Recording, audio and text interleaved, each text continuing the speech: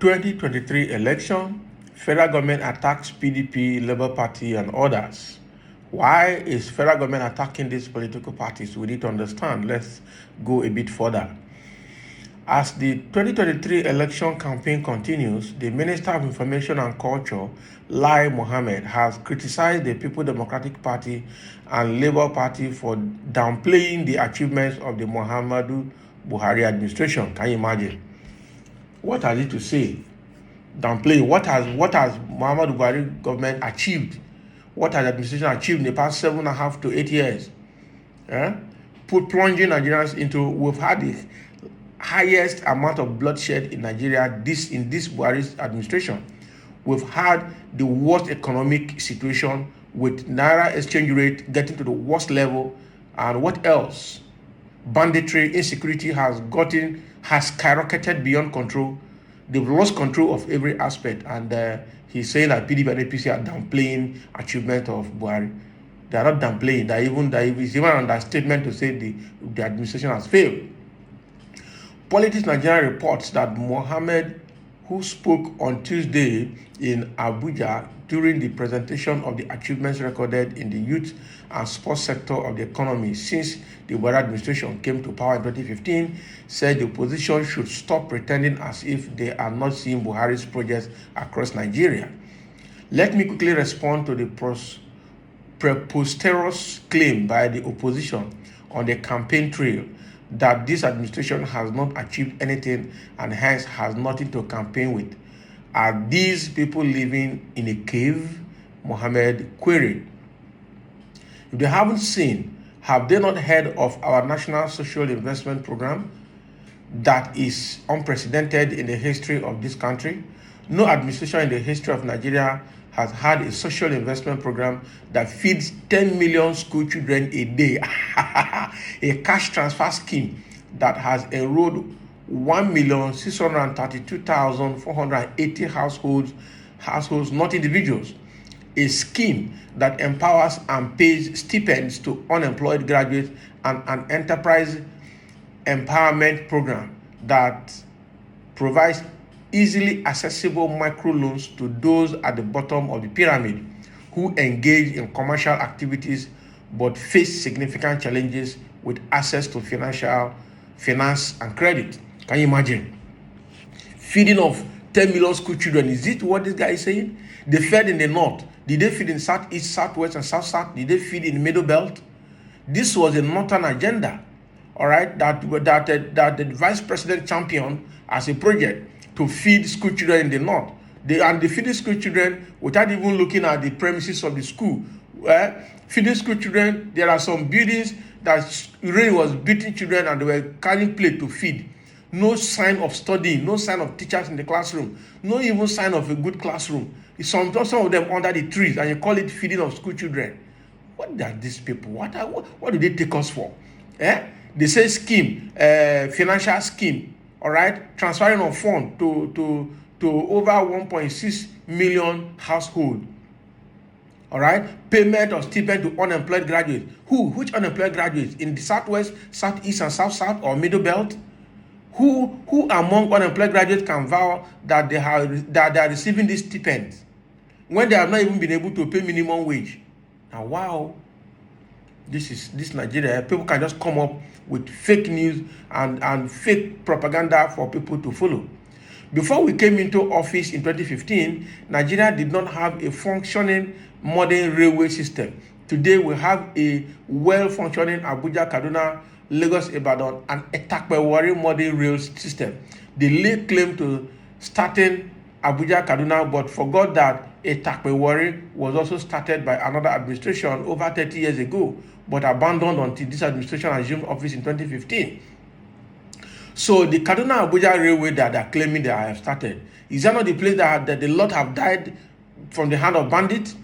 How in the history of a nation that bandit can intercept train and kidnap people and kill people, all right, cause train accident, and you call that a success? All right? Or is it Lagos Ibadan railway? Has it even started? That railway and the road, the connection by rail or by road between Lagos and Ibadan is now a den of bandits and kidnappers? Is that what you are going to tell us? Before this administration came into office in 2015, several past administrations had started and completed on paper the all-important second Niger bridge. Only last week, this bridge became a reality when it was opened to motorists. What about the 40-kilometer Bonny-Bodo road that has a total of 13 bridges in the west of the Honorable Minister of Works and Housing? For the first time in the history of mankind, you can now walk on your way between Bodo and Bonny. What about airport terminals? Do these people close their eyes when they fly through brand new terminals at airports in Abuja, Lagos, Port Harcourt, and Enugu? These guys now, wow. The airport they're talking about, Port Harcourt, the Omagwa International Airport, has been in tent for a very long time. So what are they saying? Now they are managing to bring it back on, and still, is there activity in that airport? So is the opposition pretending not to have heard of the Ajaokuta Kaduna Kano AKK 614-kilometer long gas pipeline project that will ferry gas from southern to northern Nigeria, and which represent phase 1 of the 1,300 kilometer long Trans-Nigerian gas pipeline project? Can they deny the crude oil find in the Komani field spanning Bauchi and Gombe states, where drilling was flagged off by Mr. President last month? Can they deny that the Anchor Borrowers program has helped to move Nigeria closer to attaining self-sufficiency in many staples? Oh, wow. So the pipeline, the gas pipeline that they're talking about, Ajaokuta Kaduna Kano gas pipeline, is not the same way the late pipeline from Warri refinery to Kaduna refinery for crude, and they're putting imported crude into it. All right, and they're putting imported crude into it. Now that crude comes from Venezuela. For how long have they stopped operating that pipeline because the Kaduna refinery is no longer functional? So this Ajaokuta Kano Kaduna gas pipeline that they're talking about, how is it going to operate? And they say they're discovering oil in the north. So why can't they think of drilling, producing, and expanding that distribution to cover the north as well? And they're still writing. What about the liberation of Nigeria's territory from insurgents and the re-equipping of our security forces? The same security forces that were left stranded when money meant to equip them were looted silly by rampaging officials, some of whom admitted to spending 2.2 billion naira to pray against Boko Haram. So I'm talking about insurgency in Nigeria. How have they equipped the military? Is it the military that they are now recruiting repentant Boko Haram into and then frustrating intelligence security information in the military? This is the problem I have with these people. Who gave Nigeria the Petroleum Industry Act, the most ambitious attempt at overhauling the petroleum sector in Nigeria? So all these are the listings that they are writing here about the achievements of this administration. And this is why the APC, the federal government, they are now trying to attack PDP and APC for downplaying the achievements of this administration. So these are the list of administration. I'm talking about gas pipeline, talking about railways, talking about insurgency and security system, talking about discovering of oil in the north, talking about laying pipeline, gas pipeline from south to the north. These are the achievements. Talking about the Niger bridge that has just been commissioned. So they're listing all of this, and they're asking, where are these opposition party members? Are they not seeing this thing? Are they living in a cave? The question is, where Nigeria is today, politically and economically, is it where it's supposed to be after 80 years of your administration? This administration actually used 4 years of their first tenure to blame PDP 16 years of misrule. All right?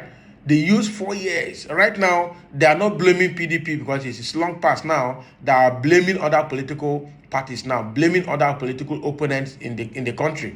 Blaming. This government, that's why I was saying that they need to open the Ministry of Blaming Affairs and probably make Mohammed Femi Adesina or Fani Kayode or Festus Kayamo, the minister of that ministry, all right? Because I think they will do well in that blaming game.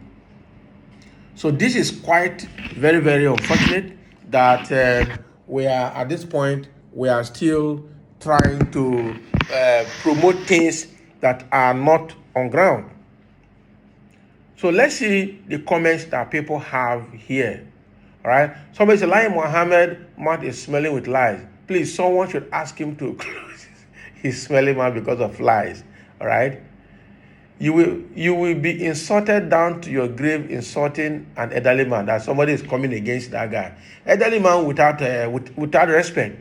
Nigeria is where you see elderly people come straight to television and then lie even to their grandchildren and without shame.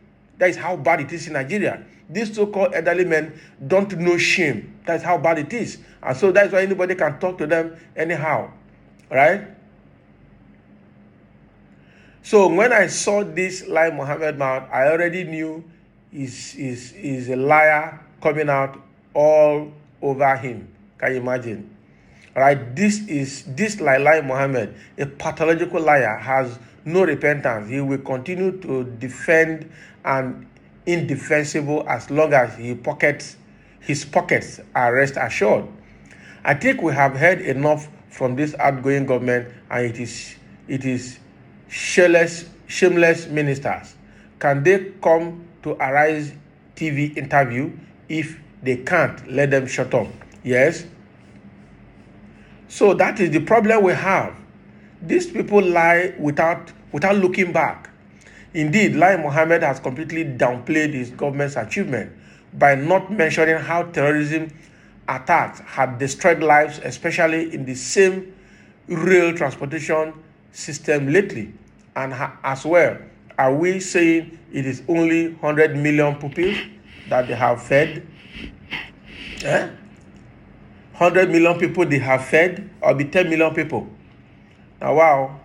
Lai Mohammed is really shameless, else he should have known that Nigerians are really fed up with him and his APC government. Can you compare 2015 and 2022 after all these lies and deception? All right. It's quite unfortunate that we have old people that lie without looking back.